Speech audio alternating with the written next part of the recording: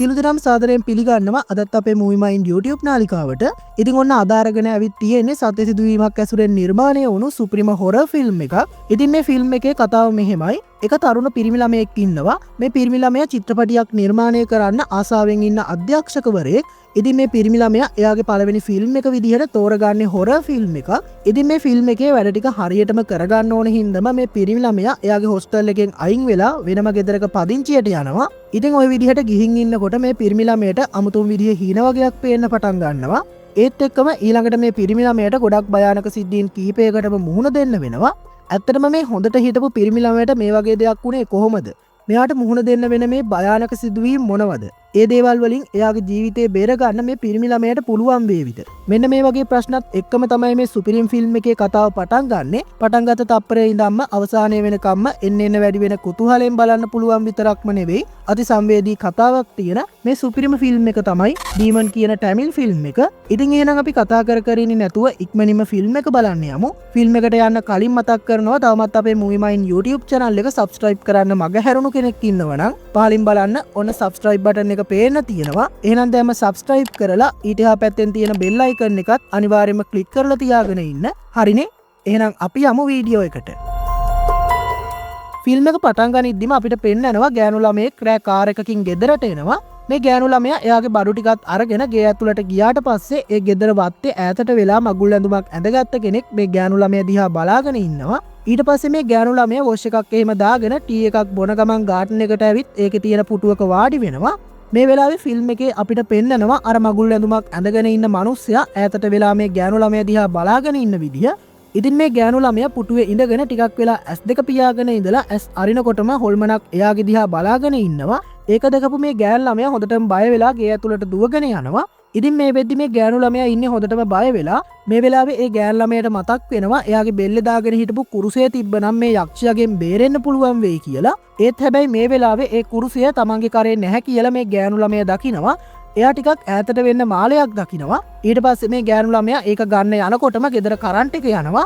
ඊට පස්සේ කොහොම හරි මේ ගෑනු ළමයා ටෝච් එකක් අරගෙන ගේ ඇතුළ දිහා බලනකොට දකිනවා අර මගුල් ඇඳුමක් ඇඳගත්ත යක්ෂයා එයා දිහා බලාගෙන ඉන්නවා කියලා. ඊට පස්සේ බය වුණ මේ ගෑනු ළමයා ගෙදරින් එළියට ඇවිත් පාර දිගේ දුවගෙන යනවා. ටිකක් දුර මේ විදිහට දුවගෙන ආපු ගෑනු ළමයා මහන්සි නිසා එහෙම නතර වෙනවා. මේ වෙලාවේ මේ ගෑනු ළමයා දකිනවා යක්ෂයාත් එයාගේ පිටිපස්සෙන්ම ඇවිත් ඉන්නවා කියලා. ඒත් එක්කම මේ යක්ෂයා මේ ගෑනු ළමයාගේ ඇඟට ඇතුල් වෙනවා. ඉතින් ඔයාලා දැන් දන්නවනේ මේ ෆිල්ම් එකේ අධ්‍යක්ෂකවරයෙක් වෙන්න කැමැත්තෙන් ඉන්න පිරිමි ළමයෙක් ඉන්නවා කියලා. ඉතින් මේ මුලින්ම පෙන්නපු සිද්ධිය මේ පිරිමි ළමයා කරන්න හිතන් ඉන්න හොරර් ෆිල්ම් එකේ කොටසක්. මේ තරුණ පිරිමි ළමයාගේ නම තමයි විග්නේෂ්. විග්නේෂ් මේ වෙලාවේ ඉන්නේ එයාගේ චිත්‍රපටිය ගැන අධ්‍යක්ෂකවරයාට කියන ගමන් විග්නේෂ්ගේ මේ ස්ක්‍රිප්ට් එක අහපු නිෂ්පාදකවරයාත් කැමති වෙනවා මේ ෆිල්ම් එක හදන්න. මේ වෙලාවේ නිෂ්පාදකවරයා සෝමු කියන කෝඩිනේටර්ව විග්නේෂ්ට හඳුන්වලා දෙනවා එයාගේ ෆිල්ම් එකේ වැඩවලට උදව් කරගන්න කියලා. ඊට පස්සේ ෆිල්ම් එකේ අපිට පෙන්නනවා විග්නේෂ් මේ සුභාරංචිය එයාගේ යාළුවෝ සෙට් එකට කියන්න කැෆේ එකට යනවා. හැබැයි මෙතනදී විග්නේෂ් සෑඩ් මූඩ් එකක් දාගෙන තමයි යාළුවෝ ඉස්සරහට යන්නේ. විග්නේෂ්ගේ මූඩ් එක අවුල් වෙලා කියලා දැනගන්න යාළුවෝ ටික හිතන්නේ විග්නේෂ්ගේ වැඩේ අවුල් වෙලා කියලා. ටික වෙලාවකට පස්සේ තමයි විග්නේෂ් hina වෙලා කියන්නේ ප්‍රොඩියුසර් වැඩේ කරන්න කැමති වුණා කියලා. ඉතින් මේක අහපු යාළුවෝ ටික මේ වෙලාවේ ගොඩක් සතුටු වෙනවා. ඒ වගේම තමයි විග්නේෂ් මේ සුභාරංචිය එයාගේ තාත්තට කියන්නත් අමතක කරන්නේ නැහැ. ඊට පස්සේ ෆිල්ම් එකේ අපිට පෙන්නනවා විග්නේෂ් අශ්වින් කියන එයාගේ යාළුවත් එක්ක යනවා විග්නේෂ්ට නවතින්න ගෙයක් බලන්න. මොකද විග්නේෂ්ට ඕන වෙනවා ෆිල්ම් එකේ වැඩ ටික නිදහසේ කරගන්න ඕන නිසා හොස්ටල් එකෙන් ඈත් වෙලා අලුත් ගෙදරක පදිංචියට යන්න. කොහොම හරි ඉතින් අවසානයේදී විග්නේෂ්ට මහල් නිවාස සංකීර්ණයකින් ගෙයක් හම්බ වෙනවා. ඊට පස්සේ ඒකේ අයිතිකාරයා විග්නේෂ්ව එක්කගෙන යනවා ගේ බලන්න. විග්නේෂ් ගේ ඇතුළට ගිහින් ගේ කොහමද කියලා බලන අතරතුරේදී අපිට පෙන්නනවා ගේ ඇතුළේ තියෙන පොඩි සිදුරකින් කවුරු හරි කෙනෙක් විග්නේෂ් දිහා බලාගෙන ඉන්නවා කියලා. ඇත්තට මේ සිදුරෙන් එහා පැත්තේ කවුරු හරි කෙනෙක් ඉන්නව වෙන්න පුළුවන්. ඉතින් ඒ ගැන ඔයාලට ෆිල්ම් එක මැදදී දැනගන්න පුළුවන් වෙයි. කොහොම වුණත් ඊළඟට විග්නේෂ් කැමති වෙනවා මේ ගෙදර රෙන්ට් එකට ගන්න. ඊට පස්සේ ෆිල්ම් එකේ අපිට පෙන්නනවා විග්නේෂ් එයාගේ යාළුවෝ ටිකයි ප්‍රොඩියුසර් එකතු වෙලා හාහා පුරා කියලා ෆිල්ම් එකේ වැඩ ටික පටන් ගන්නවා. ඔය අතරතුරේදී විග්නේෂ්ට හම්බ වෙනවා එයාට කාලයකට කලින් ප්‍රොපෝස් කරපු ගෑනු ළමයෙක්ගේ ෆොටෝ එකක්. ඊළඟට අපිට ෆිල්ම් එකේ පෙන්නනවා විග්නේෂ් ඇග්‍රීමන්ට් සයින් කරලා එයා රෙන්ට් එකට ගත්ත ගෙදර පදිංචියට එනවා. කොහොම හරි විග්නේෂ් මේ ගෙදර යාළුවෝ ටිකත් එක්ක එකතු වෙලා එයාට ඕන විදිහට මොඩිෆයි කරගන්නවා. මෙතනදී ෆිල්ම් එකේ අපිට පෙන්නනවා අර සිදුර එහා පැත්තේ ඉඳගෙන කවුරු හරි කෙනෙක් මේ අය දිහා බලාගෙන ඉන්නවා වගේ. හැබැයි මෙතනදී ඒ සිදුර පිටිය ගාපු ස්ටිකර් එකක් නිසා වැහෙනවා. ඒත් එක්කම ඒ ස්ටිකර් එකේ ආපහු ඒ සිදුර හැදෙනවා. ඉතින් දැන් ඔයාලට තේරෙනවා ඇතිනේ මේ ගෙදර ඇතුලේ මොකක් හරි අద్භූත දෙයක් තියෙනවා කියලා. කොහොම හරි ඉතින් ගෙදර වැඩ ටික ඉවරුණාට පස්සේ යාළුවෝ ටික රෑ වෙලා ගෙදරින් යනවා. ඊට පස්සේ මහන්සියටත් එක්කම විග්නේෂ්ට පුටුවෙම නිින්ද යනවා. ටික වෙලාවකින් ෆිල්ම් එකේ අපිට පෙන්නනවා පොඩි ගෑනු ළමයෙකුයි පිරිමි ළමයෙකුයි විග්නේෂ් නිදාගෙන ඉන්න පුටුව වටේ කැරකි කැරකි සෙල්ලම් කරනවා කියලා. ඊට පස්සේ ෆිල්ම් එකේ අපිට පෙන්නනවා විග්නේෂ් කලින් දවසේ එයාට හම්බුණ ෆොටෝ එකේ ඉන්න ගෑල් ළමයාගේ තාත්තට කතා කරනවා. ඒ කතා කරලා විග්නේෂ් කියන්නේ එයාගේ දුවගේ කේන්දරේ මාස 6කට කලින් විතර හම්බ වුණා. ඒ නිසා තාම දුව කසාද බැඳලා නැත්නම් එයාව බලන්න එන්න කැමතියි කියලා. ඊට පස්සේ ගෑනු ළමයාගේ තාත්තා විග්නේෂ්ගේ විස්තර අහලා බලනවා. හැබැයි ඉතින් විග්නේෂ්ගේ විස්තර ඇහුවට පස්සේ ඒ ගෑනු ළමයාගේ තාත්තා කෙලින්ම කියනවා විග්නේෂ්ට කැමති නැහැ කියලා. විග්නේෂ්ගේ මේ කෝල් එක එයාගේ යාළුවෝ ටික පිටිපස්සෙන් ඉඳන් අහගෙන තමයි ඉන්නේ. විග්නේෂ් මේ කෝල් එක හින්දා අවුලෙන් ඉන්න කියලා දැනගත්ත යාළුවෝ ටික ඊළඟ දවසේ උදේම සෝමුයි විග්නේෂ්වයි යවනවා ඒ ගෑනු ළමයාගේ ගෙදරට ගිහින් කතා කරන්න කියලා. ඊට පස්සේ මේ දෙන්නම යනවා ඒ ගෑනු ළමයාගේ ගෙදරට. ඒ ගිහින් කතා කරද්දි ඒ ගෑනු ළමයාගේ තාත්තා ඒ ගෑනු ළමයාට කියනවා කවුද ඇවිත් තියෙන්නේ කියලා බලන්න කියලා. ඊට පස්සේ ගෑනු ළමයා එනවා කවුද ඇවිල්ලා තියෙන්නේ කියලා බලන්න. මේ ගෑනු ළමයාගේ නම තමයි කීර්තිනා. කීර්තිනාව දැකපු ගමන් විග්නේෂ් ඇස් පිල්ලමක්වත් ගහන්නේ නැතුව එයා දිහා බලාගෙන ඉන්නවා. ඉතින් මේක දැකපු සෝමුටත් තේරෙනවා විග්නේෂ් ඉන්නේ අපරමම් වෙලා වගේ කියලා. ඊට පස්සේ සෝමු විග්නේෂ්වත් ඇදගෙන ඇවිත් වාඩි වෙනවා. මෙතෙන්දිත් විග්නේෂ් එයාව හඳුන්වලා දීලා කියනවා එයා කීර්තිනාව බදින්න කැමතියි කියලා. හැබැයි කීර්තිනාගේ තාත්තා මේ වෙලාවේ කියන්නේ කීර්තිනාට දැන්ටමත් කෙනෙක් බලලා තියෙන්නේ. ඒ කොහොම නමුත් විග්නේෂ් වගේ කෙනෙක් කීර්තිනාට දෙන්න කැමති නැහැ කියලා. හැබැයි ඉතින් මේක අහලා විග්නේෂ් පසුබහින්නේ නැහැ. ඊළඟ දවසේ උදේම විග්නේෂ් කීර්තිනාගේ ෂොප් එකට යනවා එයාව බලන්න. කීර්තිනාගේ ෂොප් එකට ආවට පස්සේ විග්නේෂ් එයා ළඟට ගිහින් කියනවා ඔයාව කසාද බඳින්න කැමතියි කියලා. හැබැයි මේ වෙලාවේ කීර්තිනා නම් විග්නේෂ්ව ගණන් ගන්නවත් නැහැ. ඊට පස්සේ ෆිල්ම් එකේ අපිට පෙන්නනවා විග්නේෂ් බාත්රූම් එකේ නාන ගමන් ඉන්නවා. ඒ වෙලාවේ කවුරු හරි කෙනෙක් පිහියක් අරගෙන එනවා විග්නේෂ්ව මරන්න. ඒක දැකපු ගමන් විග්නේෂ් හොඳටම බය වෙලා දුවන්න හදද්දිම විග්නේෂ්ගේ කකුල පටලැවිලා බිම වැටෙනවා. ඊට පස්සේ අර පිහිය අරන් ආව කෙනා විග්නේෂ්ට පිහියෙන් ඇනලා මරලා දානවා. ඒත් එක්කම විග්නේෂ් බය වෙලා වගේ ඇහැරෙනවා. මේ වෙලාවේ විග්නේෂ් දැකලා තියෙන්නේ භයානක හීනයක්. හැබැයි ඒක හීනයක් වුණත් විග්නේෂ් හොඳටම බය වෙනවා. ඊට පස්සේ ෆිල්ම් එකේ අපිට පෙන්නනවා ඊළඟ දවසේ උදේත් විග්නේෂ් කීර්තිනාව බලන්න එයාගේ ෂොප් එකට යනවා. හැබැයි අද නම් කීර්තිනාව විග්නේෂ්ට ෂොප් එක ඇතුළට කතා කරනවා. ඊට පස්සේ දෙන්නම කොෆි එකක් බොන ගමන් කතා කරනවා. මෙතනදී කීර්තිනාව විග්නේෂ්ට කියන්නේ එයාව බලන්න ආපු මනමාලයට එයා චුට්ටක්වත් කැමති නැහැ. අන්න ඒ හින්දා තාත්තා කියන දේවල් අහන්නේ නැතුව අම්මයි තාත්තයි එක්ක ඇවිත් ආපහු කතා කරන්න කියලා. මුලින්ම කීර්තිනා කිව්වේ මොකක්ද කියන එක විග්නේෂ්ට තේරුනේ නැහැ. ඊට පස්සේ තමයි විග්නේෂ්ට තේරෙන්නේ කීර්තිනා වටින් ගොඩින් කිව්වේ එයාට කැමතියි කියන එක කියලා. ඔන්න මේ විදිහට තමයි මේ දෙන්නගේ ආදර කතාව පටන් ගන්නෙ. ඊට පස්සේ මේ ෆිල්ම් එකේ අපිට පෙන්නනවා විග්නේෂ් රෑ වෙලා කොෆි එකක් බොන ගමන් සාලේ ඉන්නකොට සාලේ තියෙන ලයිට් එකක් එකපාරටම නිවි නිවි පත්තු වෙනවා. ඊට පස්සේ විග්නේෂ් පුටුවත් අරගෙන එතරට ඇවිල්ලා ඒ බල්බ් එකට මොකක්ද වෙලා තියෙන්නේ කියලා බලන්න හදනවා. ඒත් එක්කම එකපාරටම මතුවුණ වැලකින් විග්නේෂ්ගේ බෙල්ල හිර කරලා එයාව මරලා දානවා. ඒ වෙලාවේ එකපාරටම ඇස් අරපු විග්නේෂ්ට තේරෙනවා ඒකත් මෙයා දැකපු හීනයක් කියලා. කොහොම හරි ඊළඟ දවසේ උදේම විග්නේෂ් පුරුදු විදිහටම ෆිල්ම් එකේ වැඩ කරන්න ඔෆිස් එකට යනවා. හැබැයි මෙතනදී විග්නේෂ් එයාගේ යාළුවන්ට කතා කරගෙන ආවත් ඒ කවුරුවත් විග්නේෂ්ව ගණන් ගන්නේ නැහැ. කොටින්ම කිව්වොත් විග්නේෂ්ගේ යාළුවෝ ටික කතා වෙනවා මෙච්චර පරක්කු වෙලා තියෙද්දිත් විග්නේෂ් තාම ආවේ නැහැ. කෝල් කරාට ෆෝන් එකවත් ආන්සර් කරන්නේ නැහැ කියලා. විග්නේෂ්ටත් හිතා ගන්න බෑ තමන් ඉස්සරහා ඉද්දිත් ඇයි මේ අය මේ විදියට හැසිරෙන්නේ කියලා. මොකද කලින් දවසේ රෑ විග්නේෂ්ගේ බෙල්ල හිර වෙලා මැරිලා ඉන්නවා දැකපු නිසා විග්නේෂ් හිතන්නේ එයා ඇත්තටම මැරිලා වෙන්න ඇති කියලා. ඊට පස්සේ විග්නේෂ් බිත්තිය මුල්ලකට වෙලා අඬාඬ ඉද්දි එයාගේ යාළුවෝ ටික ඇවිල්ලා හයියෙන් hina වෙනවා. යාළුවෝ ටික hina වෙලා අහනවා හොරර් ෆිල්ම් එකක් හදන්න ඉන්න ඔයා මේකට ඔහොම බය වෙනවද කියලා. හැබැයි මේ යාළුවෝ ටික දන්නේ නැහැ විග්නේෂ් මෙහෙම බය වෙන්න සාධාරණ හේතුවක් තියෙනවා කියලා. ඊට පස්සේ ෆිල්ම් එකේ අපිට පෙන්නනවා විග්නේෂ් ගෙදරට වෙලා ඉද්දි ඒ ගෙදර අයිතිකාරයා පොලිස් නිලධාරියෙක් එක්ක එනවා විග්නේෂ්ව හම්බ වෙන්න.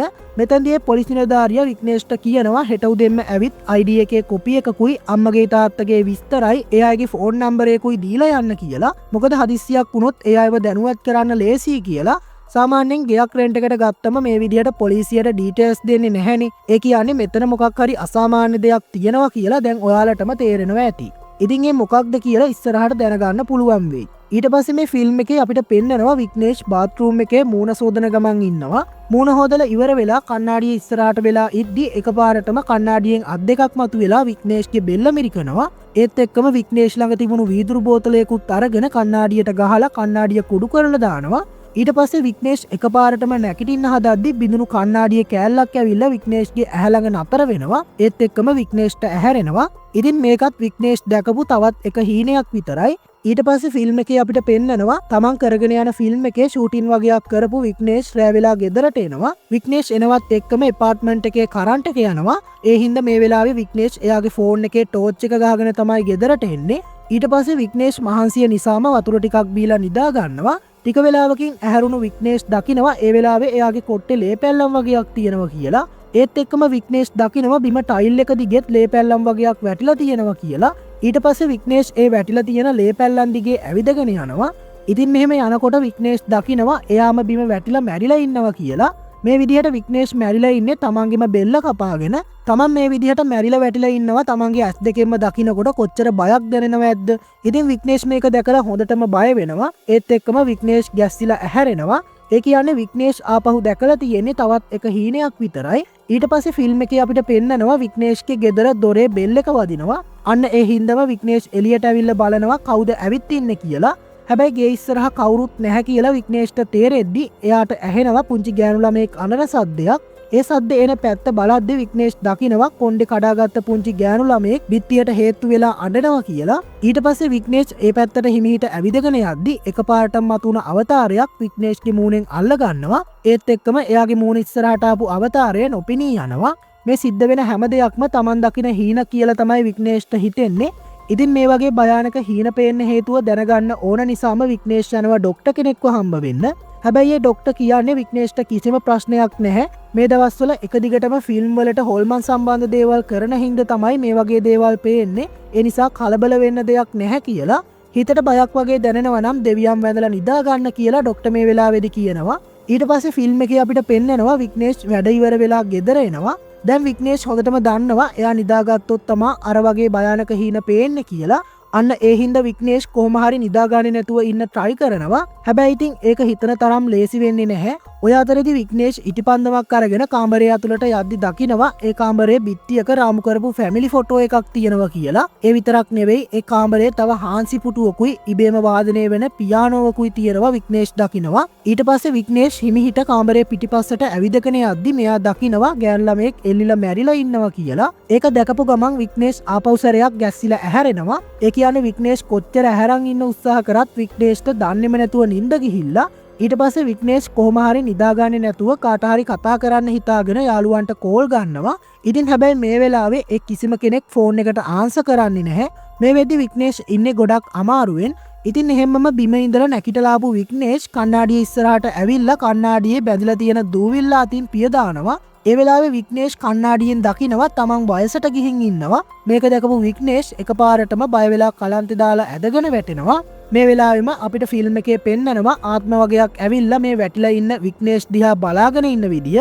දැන් ඔයාලට පැහැදිලි ඇතිනේ වික්නේෂ්ට භයානක හීන පේන්න හේතුව මෙන්න මේ ආත්ම වෙන්න ඇති කියලා. ඒත් මේ ආත්ම ඇත්තටම කවුරු වෙන්න පුළුවන්ද?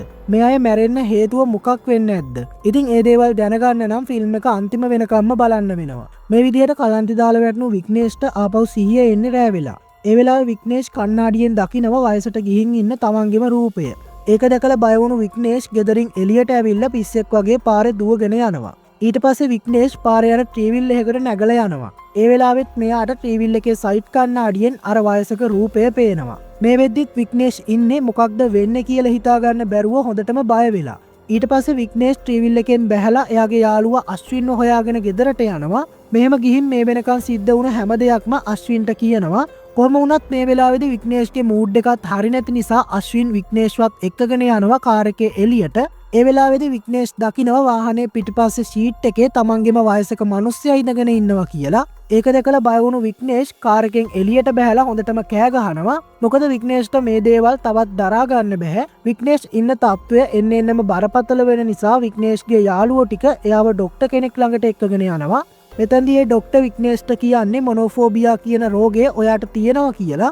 අන්න ඒ නිසා පුළුවන් තරම් වික්නේෂ්ව තනි කරන්නේ නැතුව එයාව සතුටෙන් බලා ගන්න කියලා මේ වෙලාවේ ඩොක්ටර් මේ අයට උපදෙස් දෙනවා. වික්නේෂ් ආපහු ගෙදර ගියාට පස්සේ මේ වගේ දේවල් සිද්ධ වෙන්න පුළුවන් නිසා එයාව මේ ෆ්ලැට් එකේ තියාගන්න එපා කියලා.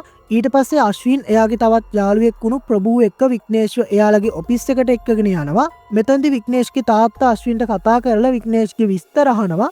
හැබැයි මේ වෙලාවේදී අශ්වින් විග්නේෂ්ගේ ඇත්ත තත්ත්වය තාත්තට කියන්න යන්නේ නැහැ. ඊට පස්සේ ෆිල්ම් එකේ අපිට පෙන්නනවා අශ්වින්ට නිින්ද ගිහින් එකපාරටම හැරෙනවා. එතකොට අශ්වින් දකිනවා ටිකකට කලින් එයා ඉස්සරහා හිටපු විග්නේෂ් අතුරුදහන් වෙලා කියලා. ඊට පස්සේ අශ්වින් ප්‍රබුත් එක්ක එකතු වෙලා විග්නේෂ්ව හොයන්න රෑම පිටත් වෙලා යනවා. ඔය අතර ෆිල්ම් එකේ අපිට පෙන්නනවා විග්නේෂ් ඔහේ පාර දිගේ ඇවිදින්නවා කියලා. එහෙම ඇවිදලා අවසානයේ විග්නේෂ් පඩිපෙළක ඉඳ ගන්නවා. ඊට පස්සේ එයාට එහෙම්මම මේ පඩිපෙළ උඩ නිින්ද යනවා.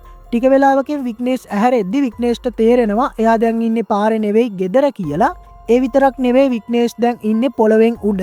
මේ වෙලාවේ විග්නේෂ් හොඳටම බය වෙනවා කොහොමද මෙහෙම දෙයක් සිද්ධ වුනේ කියලා. ඊට පස්සේ විග්නේෂ් එකපාරටම පහලට වැටෙනවා. ඒ වැටෙන තප්පරේම අනිත් පැත්තට නැගිටපු විග්නේෂ් ගෙදරින් එළියට දුවගෙන යනවා.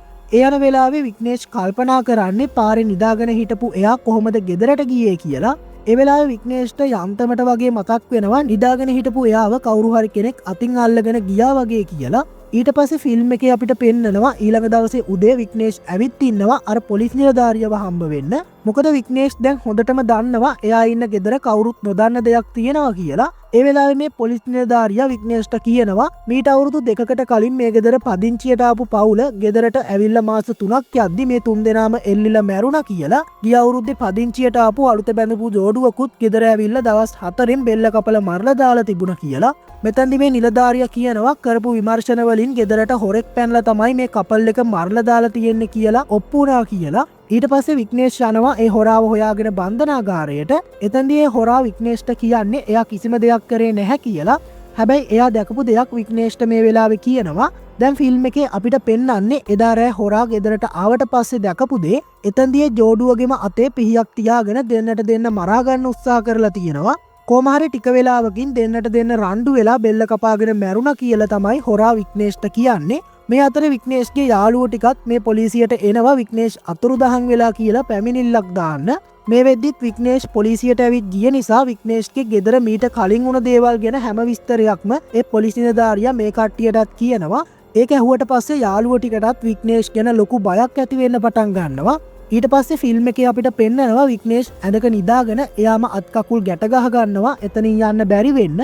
හැබැයි ඉතින් ඒකෙන් වැඩක් වෙන්නේ නැහැ. මොකද විග්නේෂ්ට නිින්ද ගියාට පස්සේ ආයෙමත් එයා ගෙදරට යනවා. ඊට පස්සේ ගෙදර පුටුවේ නිදාගෙන ඉන්න විග්නේෂ්ට ඇහෙනවා පියානෝ එකක් ප්ලේ වෙන සද්දයක්. ඒ සද්දේ අහන් ඉන්න බැරි තරම් වේදනාවක් වෙද්දි විග්නේෂ් එයාගේ අත් දෙකෙන් කන් දෙක වහ ගන්නවා. ඔය අතර විග්නේෂ්ගේ අම්මයි තාත්තයි විග්නේෂ්ව හොයාගෙන ගෙදරට එනවා. හැබැයි ඉතින් එයාලගේ පුතා ගෙදර ඉන්නවා කියලා පේන නැති හින්දා විග්නේෂ්ගේ අම්මයි තාත්තයි ආපහු යනවා. ඔය අතර පියානෝ සද්දේ නැති වෙලා විග්නේෂ් නැකිටලා ඉස්සරහට ඇවිදගෙන යන්න හදනකොටම එහෙම්මම එයා සිහිය නැතිව ඇදගෙන වැටෙනවා. ඉතින් මේ වෙද්දි විග්නේෂ්ගේ ඇත්ත තත්ත්වය අශ්වින් හැංගුවා කියලා විග්නේෂ්ගේ තාත්තා දැනගන්නවා. ඊට පස්සේ ෆිල්ම් එකේ අපිට පෙන්නනවා සීයාපු විග්නේෂ් අමාරුවෙන් කුස්සියට ඇවිල්ලා වතුර ටිකක් බීලා ආපහු ගිහින් පුටුවේ වාඩි වෙනවා. ඒ වෙලාවේ විග්නේෂ්ට ආපහු සැරයක් අර පියානෝ සද්දය ඇහෙන්න පටන් ගන්නවා. හැබැයි මේ වෙලාවේ විග්නේෂ්ට ඕන වෙනවා මේ සද්දේ ඇහෙන්නේ කොහෙන්ද කියලා හොයාගන්න. ඊට පස්සේ විග්නේෂ් බිත්තියට කන තියදී ගිහින් අවසානයේට හොයාගන්නවා අර සිදුර තියෙන බිත්තිය එහා පැත්තෙන් තමයි මේ සද්දේ එන්නේ කියලා. ඊට පස්සේ බිත්තිය තියෙන සිදුරෙන් එහා පැත්තේ මොනවද තියෙන්නේ කියලා බලන්න හදනකොටම තව කවුරු හරි කෙනෙක් එහා පැත්තේ ඉඳන් විග්නේෂ් දිහා බලාගෙන ඉන්නවා. ඊට පස්සේ විග්නේෂ් ඒ බිත්තිය ගහලා තියෙන ස්ටිකර් එක ගැලවුවට පස්සේ දකිනවා ඒක ඇත්තටම බිත්තියක් නෙවෙයි මොකක් හරි දෙයක් වහලා තියෙන ලෑල්ලක් කියලා. ඊට පස්සේ ඒ ලෑල්ල ගලවලා දාපු විග්නේෂ් දකිනවා එතනින් එහා පැත්තේ තවත් කාමරයකට යන්න දොරක් තියෙනවා කියලා. ඊට පස්සේ විග්නේෂ් ලයිට් එක පත්තු කරගෙන ඒ කාමරය ඇතුළට යනවා. ඒ ගියාට පස්සේ විග්නේෂ් දකිනවා එයා මීට කලින් හීනෙන් දැකපු ෆොටෝ එකයි පුටුවයි පියානෝ එකයි මේ කාමරය ඇතුළේ තියෙනවා කියලා. ඊට පස්සේ විග්නේෂ් කෙලින්ම යන්නේ මේ ගෙදර අයිතිකාරයව හොයාගෙන. ඒ ඇවිත් විග්නේෂ් ඒ මිනිස්සයාගෙන් අහන්නේ කාමර දෙකයි තියෙන්නේ කියලා බොරු කියලා විකුණලා ඒකේ තව කාමරයක් තියෙනවා කියලා. ඒ කතාව ඇහුවට පස්සේ තමයි මේ ගෙදර අයිතිකාරයා ඇත්තම විස්තරය කියන්නේ. ඇත්තටම මේ නිවාස සංකීර්ණය හදලා තියෙන්නේ මීට අවුරුදු 10කට විතර කලින් හදපු අලුතම මේ නිවාස සංකීර්ණයේ ගෙවල් දෙකක විතරයි කට්ටිය පදිංචි වෙලා තියෙන්නේ. ඒ එක ගෙදරක් තමයි මේ වෙනකම් විග්නේෂ් රෙන්ට් එකට අරගෙන තියෙන්නේ. කොහොම හරි ටික කාලයක් යද්දි ඒ ගෙදර හිටපු පවුලට සිද්ධ වුණු දෙයක් හොයාගන්න නැති වෙනවා. ඒක නිසා තමයි ටික කාලයක් මේ මිනිස්සයා මේ ගෙදර අරගෙන පදිංචියට එන්නේ. කොහොම හරි ඉතින් ගොඩ කාලෙකින් ඒ ගෙදර අයිතිකාරයාවත් ආපු නැති නිසා මේ මිනිස්සයා මේ ගෙදර අය කොහෙද ඉන්නේ, එයාට සම්බන්ධ නඩු තියෙනවද කියලා හොයලා බලනවා. ඒ වගේ කිසිම දෙයක් නැති හින්දා වගේම එපාර්ට්මන්ට් වල මිනිස්සු අල්ලපු ගෙදර වෙන දේවල් හොයන්නේ එන්නෙත් නැති නිසා මේ මිනිස්සයා ඒ ගෙදර රෙන්ට් එකට දෙනවා. මේ මිනිස්සයා ඒ ගෙදර දොරවල් අරගන්නේ ඩුප්ලිකේට් කී එකක් පාවිච්චි කරලා. හැබැයි හැම දොරක්ම ඒ ඩුප්ලිකේට් කී එකෙන් අරින්න පුළුවන් වුණත් එකම එක රූම් එකක දොරක් විතරක් අරින්න බැරි වෙලා තියෙනවා. ඊට පස්සේ තමයි ඒ දොර පේන්නේ නැති වෙන්න වහලා දාලා කුලියට දීලා තියෙන්නේ. මේ කතාව ඇහුවට පස්සේ විග්නේෂ් ආපහු අර කාමරයට ඇවිත් ඒ කාමරයේ බිත්තිය ගහලා තියෙන ෆොටෝ එක දිහා ඌමනාවෙන් බලාගෙන ඉන්නවා. ඒත් එක්කම ඒ ෆොටෝ එකෙන් එලියක් විහිදෙන්න පටන් ගන්නවා. ඊට පස්සේ මේ ෆොටෝ එක ඇතුලෙන් මේ පවුලයාට සිද්ධ වුණු දේවල් පේන්න පටන් ගන්නවා.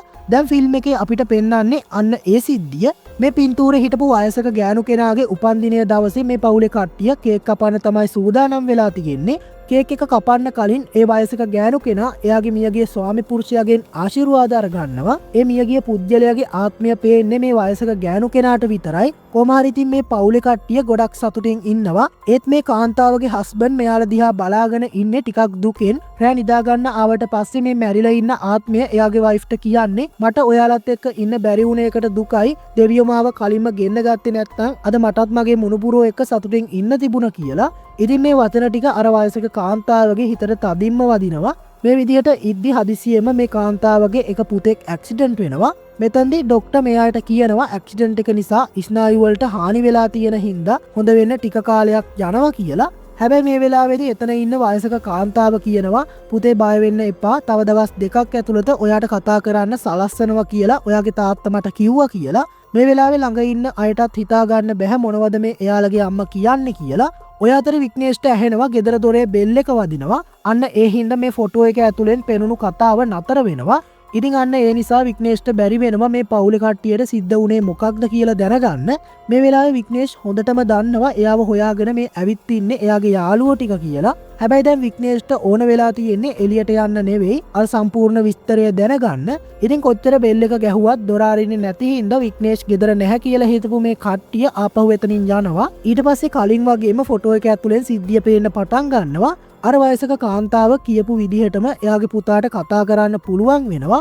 ඊට පස්සේ ෆිල්ම් එකේ අපිට පෙන්නනවා අර වයසක කාන්තාව එයාගේ දරුවන්ට කතා කරලා කියනවා එයාගේ මිනිපිරියක් උණ මහීම පියානෝ තරඟයෙන් පළවෙනිය වුණා කියලා තාත්තා මට කිව්වා කියලා.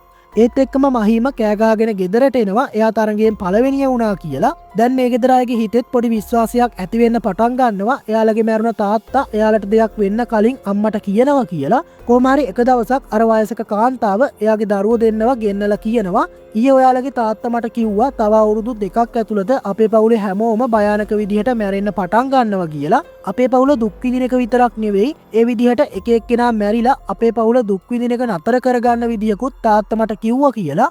අන්න ඒ විසඳුම තමයි හැමෝම එක ඉරිද දවසක එකම වෙලාවක එකම තැනකදී මැරෙන එක.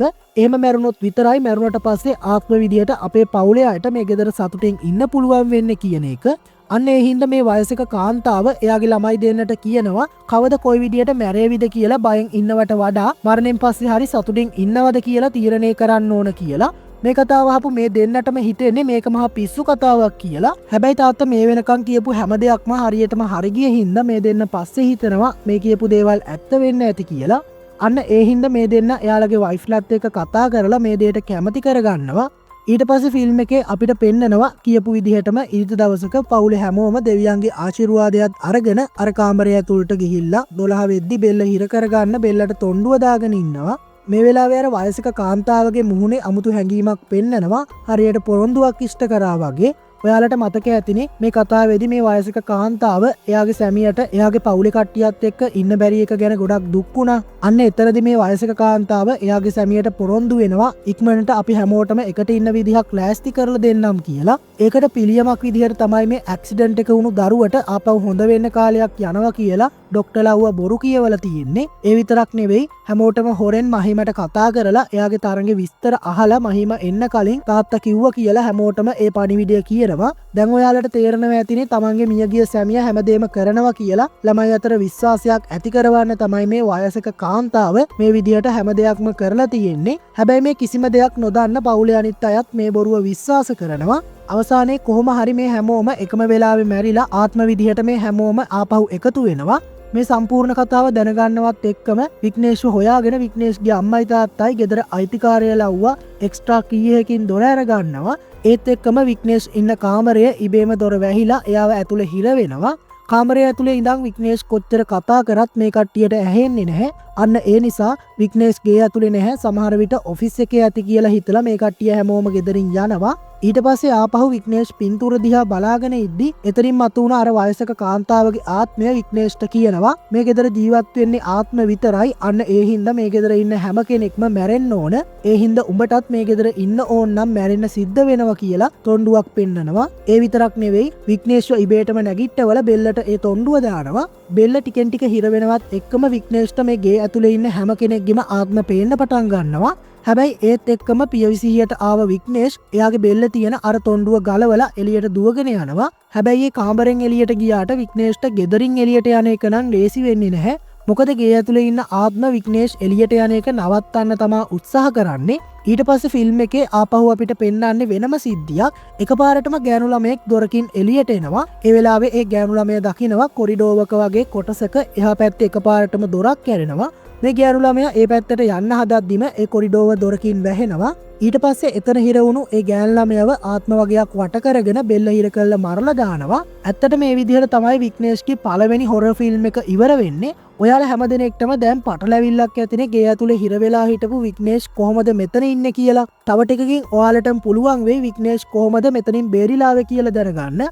ඉතින් මේ වෙලාවේ විග්නේෂ්ගේ හොරර් ෆිල්ම් එක කියපු කතාවට වඩා ගොඩක් හොඳයි කියලා ප්‍රොඩියුසර් විග්නේෂ්ට කියනවා. ඒ විතරක් නෙවෙයි ඒ කතාව ඇතුලේ ඉඳලා ඒක ෆිල්ම් එකක් විදිහට කරලා වගේ හොඳට තිබුණා කියලා ප්‍රොඩියුසර් මෙතනදි කියනවා. ෆිල්ම් එක සාර්ථක වුණ එකට හැමෝම සතුටු වෙලා විසිරිලා යද්දි විග්නේෂ්ට මතක් වෙනවා ප්‍රොඩියුසර් එයාට කියපු දේ. ඉතින් ඇත්තටම සිද්ධ වෙලා තියෙන්නේ ඒ දේම තමයි. විග්නේෂ්ට එදා මුහුණ දෙන්න සිද්ධ වුණු දේම තමයි එයා ටිකක් වෙනස් කරලා මේ ෆිල්ම් එකට අරගෙන තියෙන්නේ. දැන් ඔයාලට බලා ගන්න පුළුවන් එදා ඇත්තටම මොකක්ද සිද්ධ වුණේ කියලා. එදා අර ආත්ම වලින් බේරෙන්න කියලා හිතාගෙන පිහියකුත් අරගෙන එළියට එන විග්නේෂ් දකිනවා මේ ගෙදර පදිංචියට ඇවිල්ලා එල්ලිලා මැරුණු පවුලේ තුන්දෙනාගේ ආත්ම ටිකත් මේ ගෙදර ඇතුලේ තියෙනවා කියලා. ඒ විතරක් නෙවෙයි බෙල්ල කපාගෙන මැරුණු කපල් එකේ ආත්මත් මේ ගෙදර තියෙනවා කියලා විග්නේෂ් දකිනවා. ඒ දේවල් දැකලා හොඳටම බය වුණු විග්නේෂ් කොහොම හරි බේරිලා යන්න කියලා හිතාගෙන ඉස්සරහට යනවා. මෙහෙම යද්දි අවුරුදු ගානකට කලින් මේ ගෙදර එල්ලිලා මැරුණු අයගේ ආත්ම ටික විග්නේෂ්ව වට කරගන්නවා. Taman ළඟ තියෙන පිහියෙන් ආත්ම වලට කිසිම දෙයක් කරන්න බැහැ කියලා දැනුණත් විග්නේෂ් එයාගේ අතේ තියෙන පිහිය එහෙට මෙහෙට වනනවා.